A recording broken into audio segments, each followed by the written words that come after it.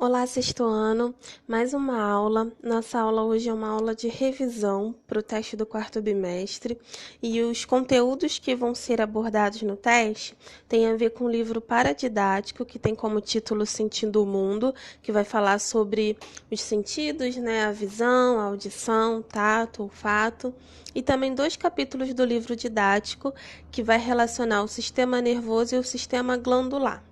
Muito bem. Bom, gente, iniciando aí a respeito dos nossos sensores, a gente vai ver que nós temos receptores distribuídos por todo o corpo.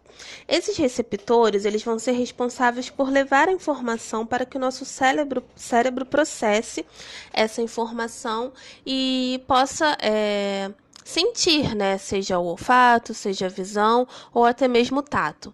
Aqui a gente tem exemplos de alguns receptores, né? Se vocês observarem, não só no material do livro, como também nas atividades do caderno, vai falar sobre os fotorreceptores, que são da visão, os quimiorreceptores do olfato, na sequência aí, né? Os do tato, que são os mecanorreceptores, aí os últimos do desenho. Tem também aqueles que são responsáveis por identificar o tipo de temperatura e os nociceptores, que são responsáveis pela dor.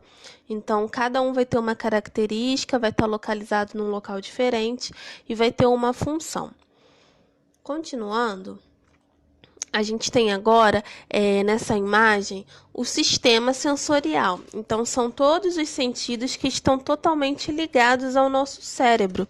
Então, é o cérebro que vai fazer a função de identificar e de codificar, né, essas informações para transformar em tato, em cheiro, em gosto, em audição e também naquilo que nós conseguimos ver. Mais adiante, específico falando sobre o tato, a gente tem aqui uma imagem da pele, né? A nossa pele, né, um pedaço do nosso tecido, ele é dividido em camadas. A gente tem a epiderme, que é a parte mais externa, e a derme, que ela é mais interna e é onde estão localizados os receptores, sejam para sentir dor, para sentir frio, quente, ou até mesmo estão as glândulas também, as glândulas que são responsáveis pela produção de suor, pela produção de sebo, pelo crescimento dos pelos. Então, nessa imagem, a gente consegue identificar claramente como é a questão da nossa pele, né? As camadas que compõem a nossa pele, a epiderme e logo após a derme. Mais adiante, a gente vai entrar agora, começar a falar sobre o nosso sistema nervoso. A principal célula do nosso sistema nervoso é um neurônio. Como vocês estão vendo aí na imagem, ele é dividido em 3 partes. A primeira são os dendritos, o corpo celular, que é o corpo da célula propriamente dito, e o axônio, que são essas, como se fosse uma extensão do corpo da célula, né? Responsável por transmitir, fazer a transmissão do sistema nervoso. O neurônio, ele é importante porque ele vai estar presente em todo o nosso corpo, levando mais uma vez informação do nosso corpo até o cérebro, a nossa medula também, junto com os nossos neurônios efetores, que vão ser responsáveis pela nossa movimentação, e existe um sentido desse impulso nervoso. O sentido, ele é sempre do dendrito até o corpo celular e depois axônio. Quando um neurônio se junta a outro, né, ele não se fixa a outro, mas ele se aproxima a outro, transmitindo o impulso nervoso. A gente chama isso de sinapse. Continuando, a gente vai ver a divisão do sistema nervoso. O nosso sistema nervoso ele pode ser dividido em sistema nervoso central e periférico. O sistema nervoso central, a gente tem o encéfalo, que são todos os componentes do cérebro que a gente tem no crânio, e a nossa medula espinhal, né, a nossa coluna, que vai ser responsável pelos nervos cranianos também, que, como eu já disse, vai ser responsável pela nossa movimentação das pernas, dos braços, dos membros em geral. Além disso, a gente tem o sistema nervoso periférico, que ele pode ser somático ou autônomo. O sistema autônomo tem a ver com aqueles órgãos que, independentemente da nossa vontade, eles funcionam, né? Seja as nossas vísceras, o nosso coração, e ele é subdividido em simpático e parasimpático. O simpático tem a ver com esses movimentos, né, dessas regiões que são autônomas, e o parasimpático principalmente quando o nosso corpo está em repouso, onde os nossos órgãos, os nossos nervos não param de funcionar, porém em quantidade menos acelerada, de forma mais tranquila. Nessa imagem a gente tem aí o componente do encéfalo, que é o nosso sistema nervoso central. Então tem cada parte e é responsável por cada característica, seja respiração, movimento, memória, coordenação motora, entre outros. E temos também, a partir de agora, as nossas glândulas, né? O nosso sistema endócrino é formado por 3 tipos de glândulas. A primeira que elimina algo externo do nosso corpo, que a gente chama de glândula exócrina.